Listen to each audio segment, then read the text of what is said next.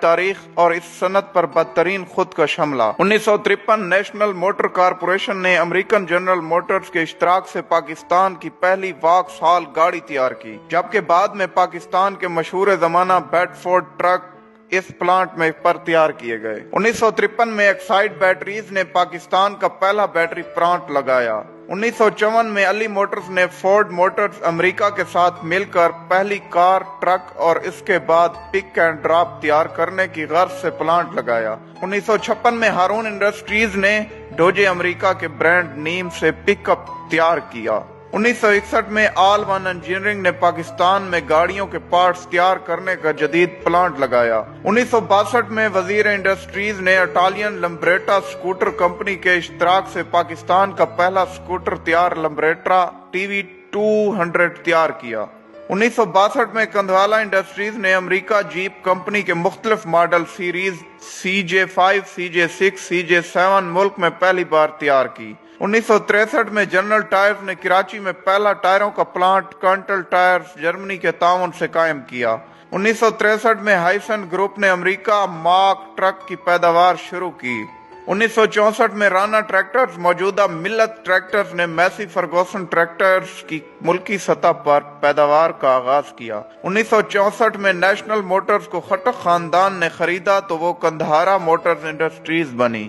1964 ہی میں راجہ موٹرز نے اٹالین مشہور زمانہ ویسپا اسکوٹر کی پاکستان میں پیداوار شروع کی۔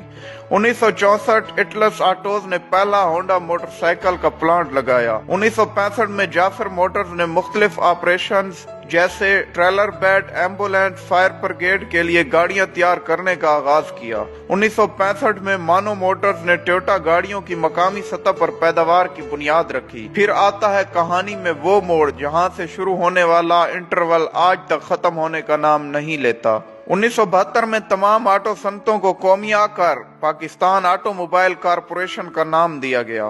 علی موٹرز کو عوامی موٹرز، وزیر اعلیٰ انجینئرنگ کو سندھ انجینئرنگ، ہارون انڈسٹریز کو ریپبلک موٹرز، گندھارا موٹرز کو نیشنل موٹرز، کندھوالا موٹرز کو نیا دور موٹرز، ہائسن کو مارک ٹرک، جعفر موٹرز کو ٹریلر ڈیولپمنٹ کارپوریشن کا نام دیا جاتا ہے، جبکہ رانا ٹریکٹرز کو ملت ٹریکٹرز کا نام دے کر پاکستان ٹریکٹرز کارپوریشن کا ادارہ قائم کیا گیا۔ معذرت کے ساتھ بھٹو صاحب بھی کسی کے منصوبوں پر اپنی تختی لگاتے رہے، جس کی بدولت آج تک ہماری صنعت مکمل بحال نہیں ہو سکی۔ اگر یہ تمام ادارے اپنے اصل مالکان کے پاس ہوتے تو آج پاکستان کے اپنے برانڈ لانچ ہو چکے ہوتے۔ آج ہمارے ملک کی بنی گاڑیاں، موٹر سائیکل، ٹریکٹر اور ٹرک دوسرے ممالک کی سڑکوں پر نظر آ رہے ہوتے، بالکل ایسے جیسے ٹاٹا اور مہندرا کی مصنوعات عرب دنیا اور افریقہ میں نظر آ رہی ہیں۔ آج ان قومیائی گئی صنعتوں میں صرف 3 ٹوٹی پھوٹی حالت میں کسی نہ کسی طرح زندہ ہیں، باقی سب کا وقت کے ساتھ انتقال ہو چکا ہے۔ 60 کی دہائی تک پاکستان میں انڈسٹری فروغ پا رہی تھی،